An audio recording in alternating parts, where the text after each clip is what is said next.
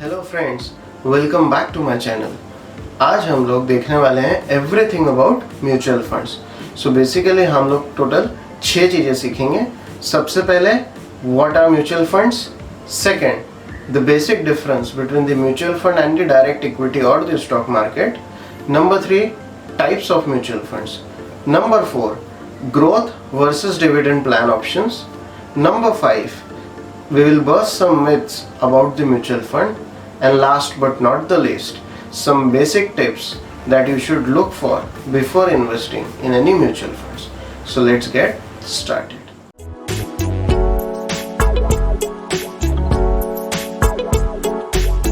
So friends, जब हम कोई काम करते हैं तो जैसे उस काम के बारे में जान लेना ज़रूरी है, वैसे ही म्यूचुअल फंड में इन्वेस्ट करने से पहले म्यूचुअल फंड के बारे में जानना बहुत ज़रूरी है।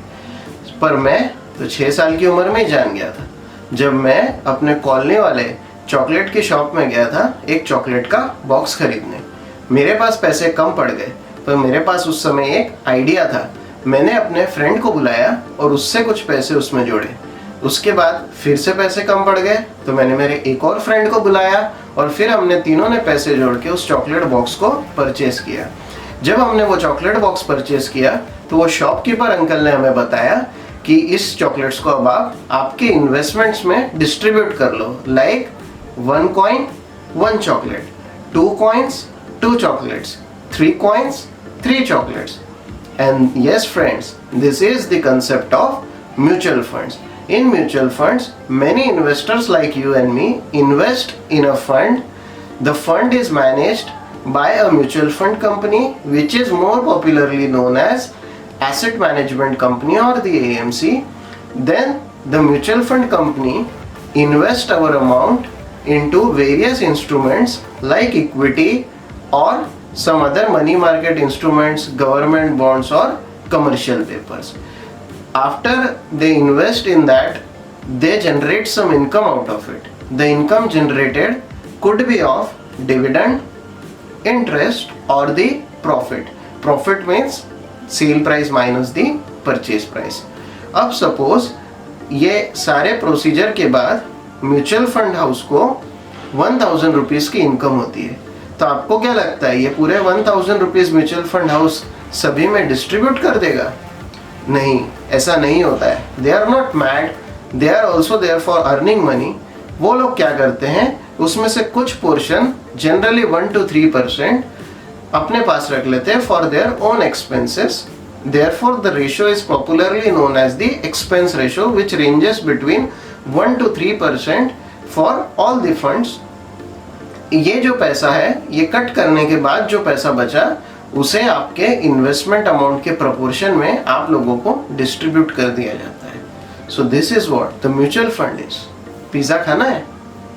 यस, पिज़्ज़ा खाने की इच्छा तो हम सभी की हो रही होगी, लेकिन अब पिज़्ज़ा खाना है तो हमारे पास 2 ऑप्शंस है। ऑप्शन 1, मैं खुद पिज़्ज़ा बना सकता हूँ क्योंकि मुझे पिज़्ज़ा बनाते भी आता है, उसके इंग्रेडिएंट्स भी पता है और मेजरमेंट्स भी पता है कि कौन सा इंग्रेडिएंट कितना उसमें यूज़ करना है। या सेकंड ऑप्शन, मैं बनाने का इतना झमेला नहीं करना चाहता, तो मैं अपने कुक को बोल दूंगा। So indirectly what I am doing, I am taking the help of a professional cook in this case, और मैं उसे बोल दूंगा कि बस भाई मुझे तो पिज़्ज़ा खाना है, पिज़्ज़ा बना दो। नाउ अब ये जो डिसीजन है कि कौन से इंग्रेडिएंट्स लेना है, कितनी मात्रा में लेना है और पिज़्ज़ा बनाने की प्रोसेस क्या होगी, ये मैं उस कुक पे छोड़ दूंगा, उसकी एक्सपर्टीज पे छोड़ दूंगा। और यही फ्रेंड्स डिफरेंस होता है इन्वेस्टिंग इन डायरेक्ट इक्विटी और इन्वेस्टिंग इन म्यूचुअल फंड। आपने बहुत सारे एएमसीज के नाम सुने होंगे, जैसे एचडीएफसी म्यूचुअल फंड है, UTI mutual fund, Tata mutual fund etcetera. ऐसे बहुत सारे around 40 to 50 mutual fund houses है। ये लोग क्या करते थे, बहुत सारी स्कीम्स लेके आ जाते थे, म्यूचुअल फंड स्कीम्स, ठीक है, विद सेम इन्वेस्टमेंट ऑब्जेक्टिव, और थोड़ा सा चेंज करके ले आते थे, अलग अलग नाम देके स्कीम ले आते थे। इससे इन्वेस्टर्स को बहुत कंफ्यूजन होता था। तो सेबी ने बोला कि अब सिर्फ 5 टाइप के म्यूचुअल फंड होंगे। First, equity mutual funds. Equity mutual funds में जो आपका पैसा है वो इक्विटी मार्केट या शेयर मार्केट में इन्वेस्ट किया जाता है। पर अब जैसे मैंने आपको पिज़्ज़ा वाले एग्जांपल में बताया था कि आप शेयर मार्केट में डायरेक्टली इन्वेस्ट कर सकते हैं, लेकिन उसके लिए आपको शेयर मार्केट का पूरा नॉलेज होना चाहिए, आपके पास एक्सपर्टीज होनी चाहिए। अगर नहीं है तो ये काम आप म्यूचुअल फंड के थ्रू कीजिए, क्योंकि म्यूचुअल फंड में एक फंड मैनेजर होता है जो कि इस फील्ड का एक्सपर्ट होता है और आपके लिए आपका सारा पैसा वो इक्विटी में इन्वेस्ट करता है। So basically equity mutual funds में predominantly equity and equity related instruments में इन्वेस्टमेंट की जाती है। इसके और 10 सब टाइप्स है, ठीक है, ये हम अगले वीडियो में कवर कर लेंगे, क्योंकि मैं यहाँ पे सारे सब टाइप्स समझाने गया तो ये वीडियो आधे 1 घंटे का बन जाएगा, बहुत लंबा हो जाएगा, ठीक है। तो हम सब टाइप्स अगले वीडियो में देखेंगे। सेकंड टाइप का म्यूचुअल फंड होता है डेट म्यूचुअल फंड्स।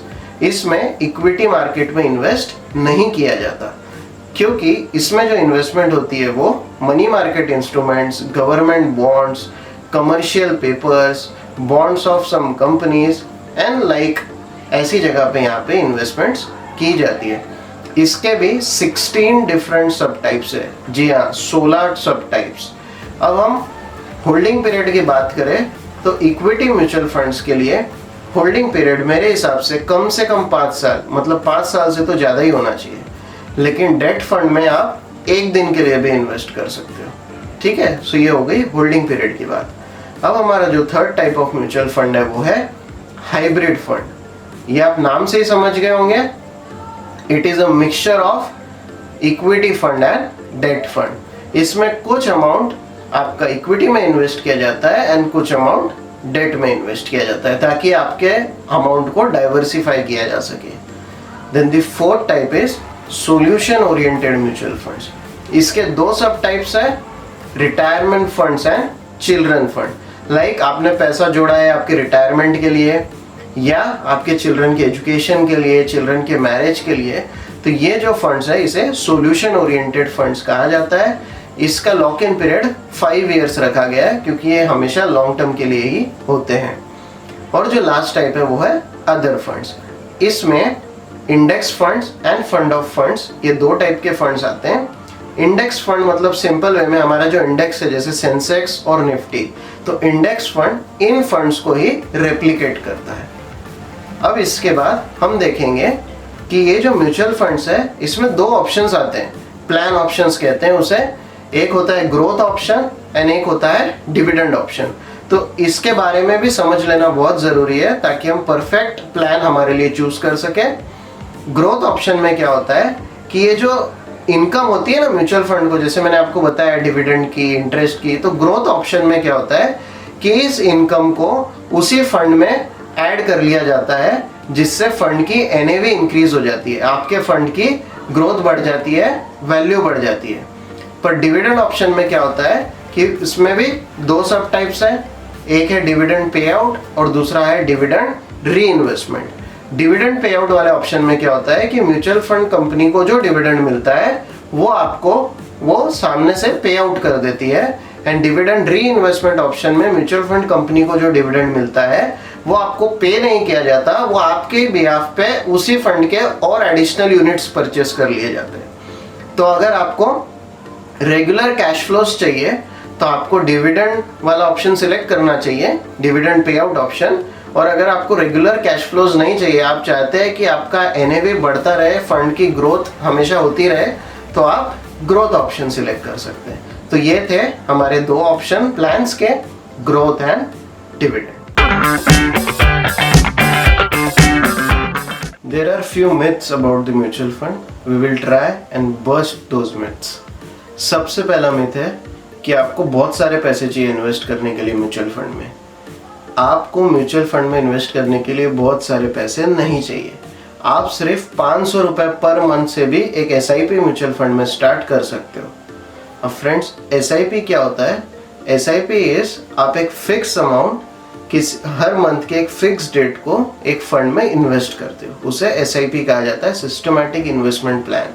अगर आप चाहते हैं कि इस तरीके का एक डिटेल वीडियो मैं SIP पे बनाऊं तो जल्दी से नीचे कमेंट कर दीजिए, मैं SIP पे भी एक वीडियो बना दूंगा। सेकंड मिथ है कि आपको एक्सपर्ट होना जरूरी है म्यूचुअल फंड में इन्वेस्ट करने के लिए। So friends, you need not be an expert in mutual funds or the stock market to invest into the mutual funds. आपके लिए ऑलरेडी एक फंड मैनेजर बैठा है जो ऑलरेडी इस चीज में एक्सपर्ट है, जो आपके लिए आपकी सारी इन्वेस्टमेंट्स का ध्यान रखता है, तो आपको एक्सपर्ट होने की जरूरत नहीं है। फिर भी अगर आपको कंफ्यूजन है कि कौन सा म्यूचुअल फंड आपके लिए बेस्ट है, तो आप फाइनेंशियल एडवाइजर्स की राय ले सकते हो। बहुत सारे फाइनेंशियल एडवाइजर्स हैं जो आपकी इस चीज में मदद करेंगे। तीसरा है कि म्यूचुअल फंड सिर्फ लॉन्ग टर्म के लिए होता है। तो हाँ, इक्विटी म्यूचुअल फंड्स जरूर सिर्फ लॉन्ग टर्म के लिए होता है, लेकिन डेट म्यूचुअल फंड्स को तो आप एक दिन के लिए भी इन्वेस्ट कर सकते हो। So mutual funds range between long term to very very short term.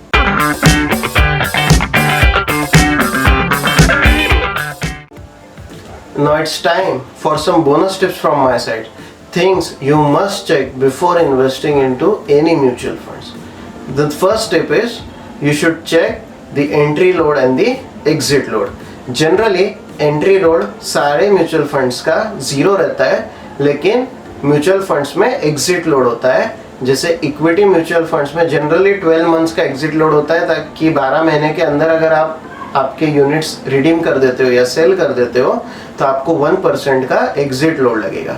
सो आपको ये चेक करना बहुत ज़रूरी है ताकि आप आपके इन्वेस्टमेंट को प्रॉपरली प्लान कर सके। सेकेंड टिप है, you should check the objective of the fund. Fund का ऑब्जेक्टिव और आपके इन्वेस्टमेंट का ऑब्जेक्टिव हमेशा मैच होना चाहिए।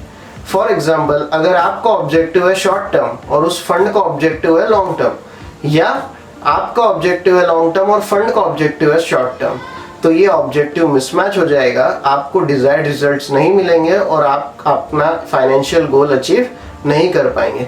तो आपको हमेशा ऑब्जेक्टिव चेक करना है।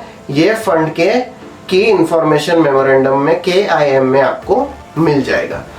तीसरा इंपॉर्टेंट पॉइंट है जो आपको चेक करना है, वो है आपके फंड का पोर्टफोलियो। इक्विटी फंड में तो डेफिनेटली कंपनीज के शेयर्स होंगे, तो आप चेक कर सकते हैं कि कौन सी कंपनी के शेयर्स उस फंड में परचेस किए गए हैं। लेकिन ये पोर्टफोलियो चेक करना मेरे हिसाब से डेट फंड में ज़्यादा ज़रूरी हो जाता है। डेट फंड में अगर सपोज कोई फंड कमर्शियल पेपर्स परचेस करता है या कमर्शियल पेपर्स में इन्वेस्ट करता है, तो ये चेक ज़रूर करना कि वो बहुत सारे कंपनी में कमर्शियल पेपर्स ले, ना कि सिर्फ किसी एक या दो कंपनी के कमर्शियल पेपर वो परचेस करे।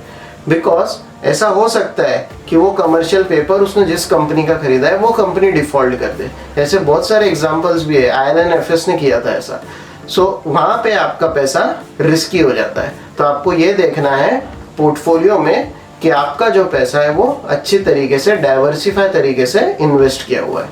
And the last tip from my side is to check the past performance of the fund. Now please take care here, the past performance आगे फ्यूचर में भी वैसा ही रेप्लिकेट होगा ऐसा बिल्कुल ज़रूरी नहीं है, पर पास्ट परफॉर्मेंस से आप एनालाइज कर सकते हो कि फंड कैसा है। आपको उसमें बेसिकली ये देखना है कि डिफरेंट मार्केट साइकिल्स में वो फंड कैसा परफॉर्म करता है। ठीक है, फर्म का कंसिस्टेंट होना ज़रूरी है। उसकी रैंकिंग, करंट रैंकिंग कुछ भी हो, उससे कोई फर्क नहीं पड़ता। कोई अगर फंड कंसिस्टेंटली 5th या 6th रैंक पे है, वो फंड बेटर है किसी ऐसे फंड से जो आज 1st रैंक पे है, कभी 10th रैंक पे होता है, कभी 15th रैंक पे होता है। ठीक है, so always go for a consistent fund. And this is not the only parameter, of course you should look after all the 4 parameters, और you can take the advice of your financial advisor. So friends, I hope ये video आपके investing journey को एक take off देगा, आपको help करेगा। अगर आपको ये वीडियो पसंद आया है तो इसे जल्दी से लाइक कीजिए और अपने सारे फ्रेंड्स के साथ शेयर कीजिए, ताकि वो भी अपनी इन्वेस्टमेंट की जर्नी स्टार्ट कर सके, और ऑलरेडी इन्वेस्टमेंट करते हैं तो और अच्छी तरीके से इन्वेस्ट कर सके।